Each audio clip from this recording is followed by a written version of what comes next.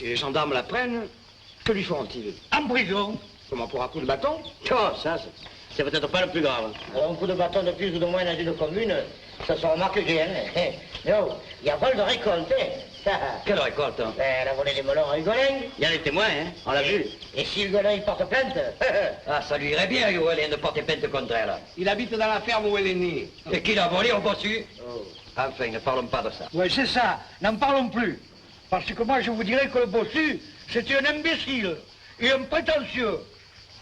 Vous ne l'avez pas connu, on l'a enterré l'année dernière. Quelle année dernière? Il y a au moins 2 ans. J'étais encore à l'école normale d'Aix. Tu crois qu'il y a déjà 2 ans? Le bossu est mort en juillet, il y a juste 2 ans ce mois-ci. C'est moi qui lui ai fait la caisse. Et même à cause de la bosse, ça m'a posé un drôle de problème. Je suis allé lui prendre mesure, le pauvre. Il était couché sur le côté, forcément. Et il semblait un point d'interrogation. C'est un drôle d'homme. C'était même un drôle de bossu. Ah, il avait une bosse énorme.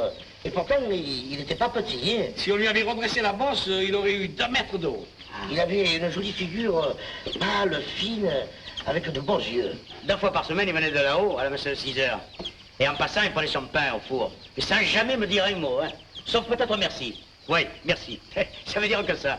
Et moi, il m'achetait une petite côtelette et 3 francs de viande pour les chiens. Oh, pas tous les jours, hein, mais 1 fois par semaine à peu près. Et on se disait quelques petits mots sur le beau temps, le mauvais temps. C'était une bonne chance, parce qu'il parlait jamais à personne. Bon, il parlait jamais à personne parce que personne ne lui parlait. Et pourquoi? Parce qu'il était bossu? Non, non, il faut dire qu'il n'était pas d'ici. Il était venu s'installer ici, mais il n'était pas d'ici.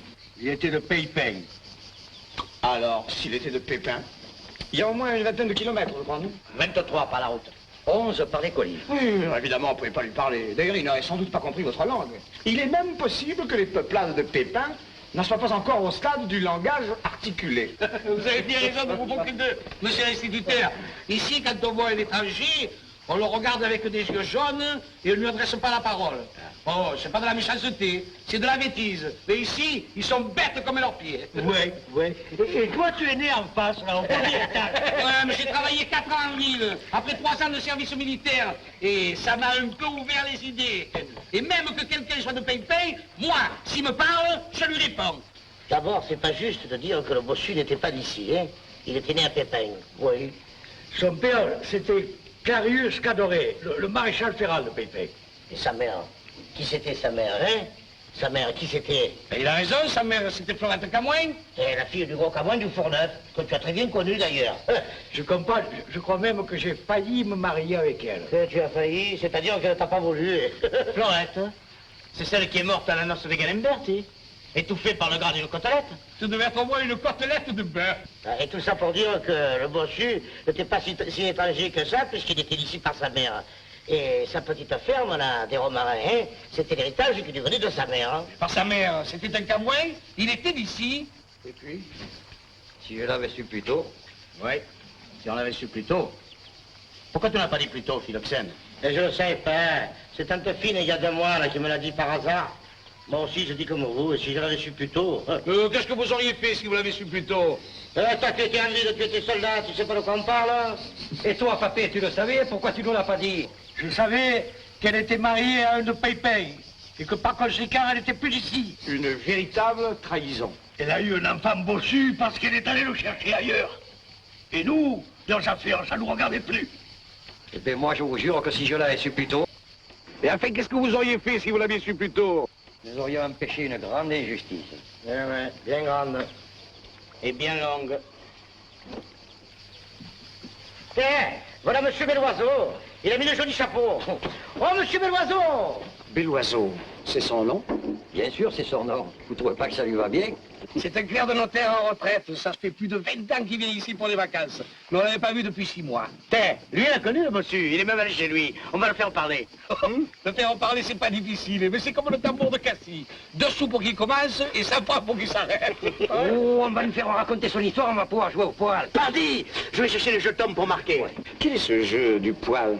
Et lorsque M. Belloiseau parle, chaque fois qu'il finit une phrase, il faut dire poil à quelque chose, et que ça rime avec le dernier mot. Oui. Par exemple, s'il dit c'est évident, on peut ajouter poil aux dents. Et le premier qu'il a dit marque un point. Et on a droit qu'à des parties du corps. Poil au nez, poil aux yeux, poil au dos, etc. quoi. Et il ne faut pas dire de grossièreté, hein, autrement on perd un point. Parce que c'est trop facile, ça revient trop naturellement. Il faut le dire en ayant l'air de suivre la conversation, parce qu'autrement, il s'en apercevrait. Il s'apercevrait de quoi? Ben, il s'apercevrait qu'on se fout de lui. Ils sont obligés de vous dire qu'il est sourd comme un pot. On peut lui dire tout ce qu'on veut. C'est franc comme l'or. Bonjour, messieurs. Bonjour, Fada. Bonjour, assieds-toi un peu, faut se foutre de ta gueule. Vous êtes trop aimable. Et j'ai grand plaisir à vous revoir tous. Notre papet s'est endormi. C'est son habitude. Un tour de pastilles, un petit criquet. Ça me donne pour le définitif. J'étais à Bandol avec une jeune personne. Mais je n'ai pas oublié que je vous avais promis de faire le discours pour la fête du cinquantenaire de La Fontaine. Et me voici. C'est demain à 3 heures, n'est-ce pas? Ouais. Et j'ai l'impression que tu vas nous passer un joli coup de rasoir. Il n'est pas encore fini, mais il est très avancé. Un petit perno pour graisser le sifflet du perroquet. Avec plaisir, avec très grand plaisir. Ce monsieur voudrait que vous lui parliez du bossu. À la santé de l'honorable société. Il est encore plus chaud que l'année dernière. Hein. Ce coup-ci, ne la t'aime pas en pot de saucisson. Le bossu des garrigues. Ah, le bossu. Oui. Vous étiez un ami du bossu. Mais non, non. Vous l'avez sans doute soigné. Non, pas du tout. Mais vous l'avez connu, vous. Vous. Moi? Oui. Oui. Non, pas très bien. Pas très bien. Mais je suis la seule personne du village qui soit allée chez lui une fois. Ah, c'est une bien belle et bien étrange histoire. Et si vous avez quelques minutes, j'aimerais vous la raconter. Philoxène, on joue au poil. On va pas rater ça. Alors on y va. On y va.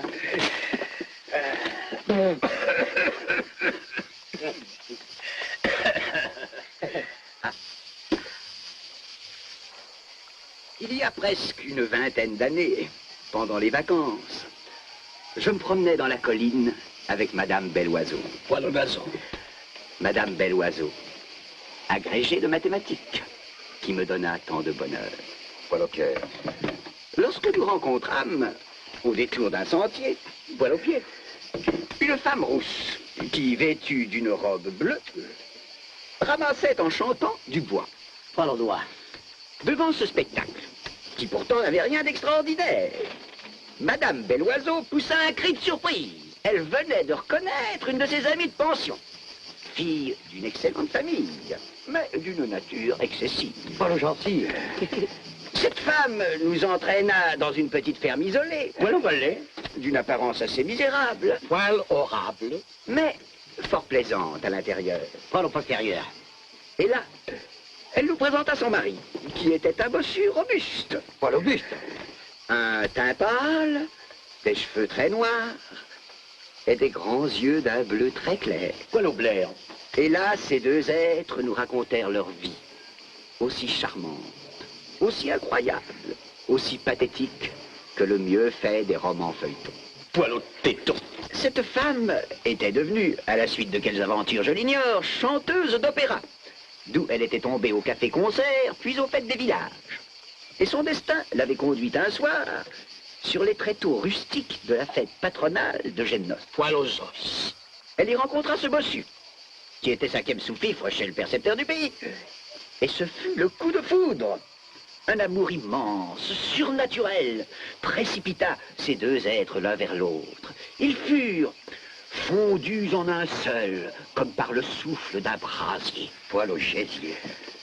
Or, ce bossu venait de perdre ses parents et il avait hérité d'une petite ferme, celle-là même où nous étions.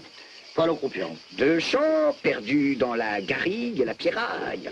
Un terrain sec, aride, ingrat. Poil au gras. Un paysan du métier eut compris au premier coup d'œil que même avec un travail acharné, poil au nez, on n'en tirerait jamais rien de bon. Poil au jambon. Perdus dans leur rêve d'amour, ils n'en demandaient pas davantage. Ils ne voyaient jamais personne. Ils vivaient seuls dans leur royaume, ivres du parfum des garrigues. Poil au brigue. L'un vivait des regards de l'autre, l'autre des regards de l'un. C'est à peu près ce que nous dit le poète Ovide. Voilà Ovide. Des parfaites amours de Philémon et de Baucis.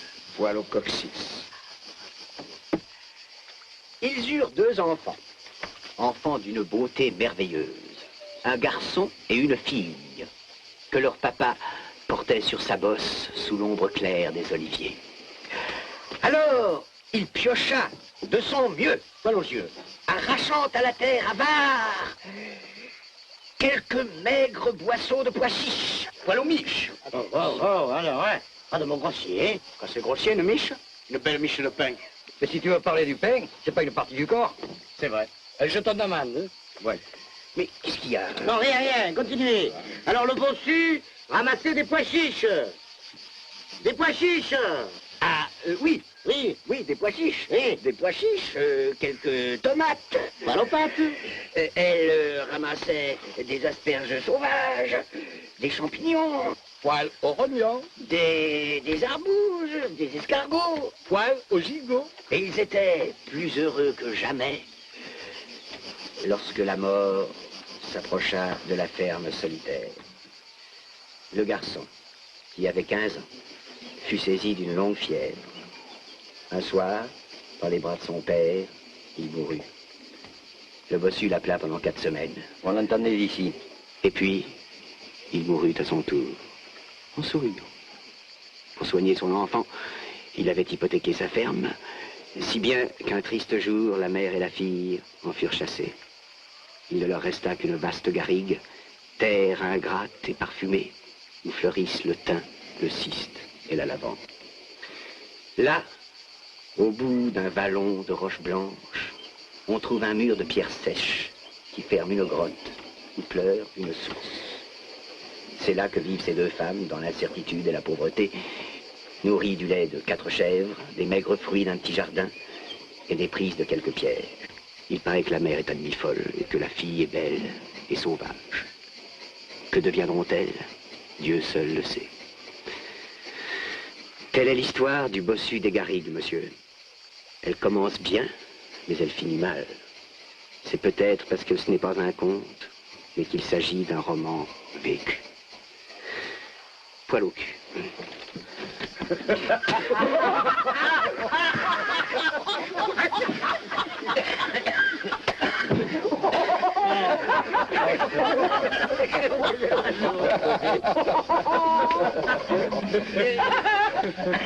Ne croyez pas, messieurs, que j'ai retrouvé le sens de Louis. Hélas, non. Mais vous m'aviez déjà fait ce coup-là l'année dernière. Je n'avais pas compris, bien entendu. Mais votre manège m'avait intrigué. Et comme j'interrogeais une personne qui avait assisté à la scène, cette personne me vendit la mèche. Maintenant, messieurs...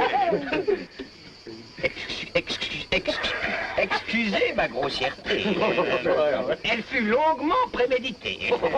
Et servez-moi gratuitement l'apéritif d'honneur auquel j'ai droit. Avec joie, monsieur Belloiseau.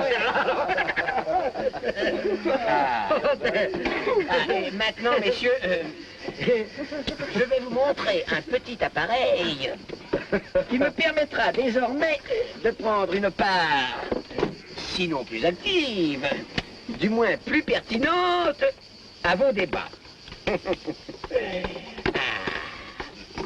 Voilà.